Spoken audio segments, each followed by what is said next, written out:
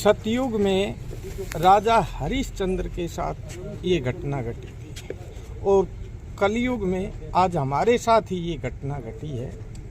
उनके पास भी कफन नहीं था, उनका पुत्र का स्वर्गवास हुआ तब, और आज मेरे पास भी यही हालत थी। मोनू अमित पुत्र रामोतार ने तो कफन का इंतजाम किया, सुरेंद्र बंटी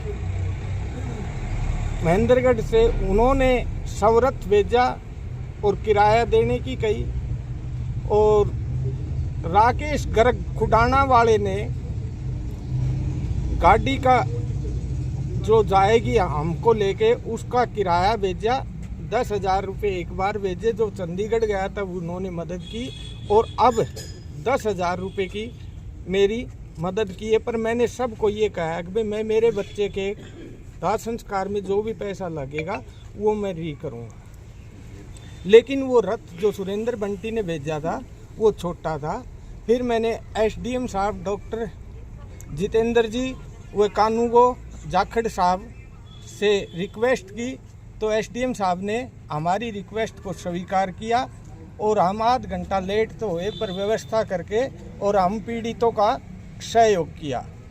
और मेरे पार्टनर अमित ने मेरे लिए वकील किया और इस धरातल पर फरिश्ते भी हैं। जब मेरा यह इंसिडेंट चल रहा था और पुलिस के द्वारा हम तंग किए जा रहे थे, पीड़ित का साथ ना उसका हत्यारे का भ्रष्ट मंत्री का साथ दिया जा रहा था, उस टाइम कनीना गांव के रहने वाले सत्यनारायण एडवोकेट का मेरे पास फ़ोन आया। उन्होंने कहा पंडित जी आप चंडीगढ़ आ जाओ, मैं बगैर फीस के आपका ये केस लड़ूंगा। उन्होंने मेरे से फीस भी नहीं ली और मेरे को घर में सुआया, अपना बेडरूम भी मेरे लिए, मेरे साथ 5 आदमी थे उनके लिए खाली किया और हमें खाना खिलाया। उन्होंने हमारी मदद की। कैलाश जी, अभी आपने जो शव लिया है इसको अंतिम संस्कार के लिए कहाँ ले जाओगे? अब जो मैंने शव ग्रहण किया है इसको जवान मौत अकाल मृत्यु होने के कारण इसको मणिकर्णिका घाट काशी लेके जाएंगे, जो यहाँ से 910 किलोमीटर वन साइड है, 1820 किलोमीटर दोनों साइड है। मैंने मेरे बच्चे की डेड बॉडी को मंत्री के अत्याचार और पुलिस ने एफआईआर न करके 58 दिन बॉडी यहाँ रही, तो मेरे बेटे की आत्मा को मुक्ति दिलाने के लिए मैं मणिकर्णिका घाट लेके जाऊंगा। मणिकर्णिका घाट पे जाने के लिए प्रशासन ने आपके पास इंतजाम किए हैं या नहीं?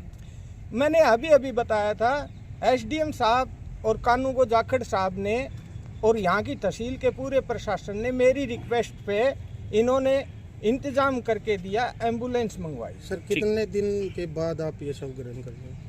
ये जी आज 58वां दिन हो गया, पर मेरी मेन बात मैं अब मीडिया को बताना चाहता हूँ।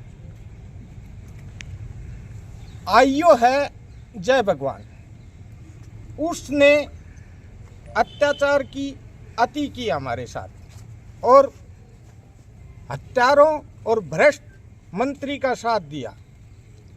डीएसपी दिनेश कुमार ने और एसपी मैडम पूजा वशिष्ठ ने मोटा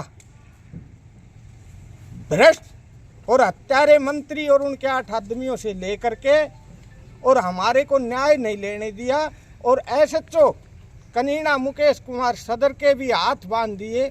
उनकी आत्मा तो थी अगर भाई पंडित जी का साथ दें, लेकिन उनसे भी कोई कार्रवाई नहीं करने दी।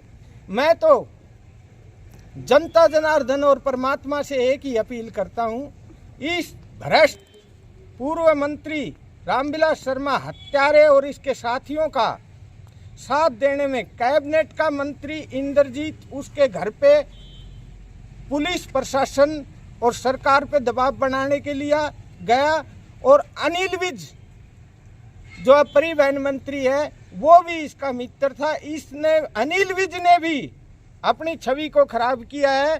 पुलिस प्रशासन पे दबाव डालने के लिए, सरकार पे दबाव डालने के लिए उनके पास कभी गुड़गांव उनके मकान पे जाता है, कभी कुछ करता है।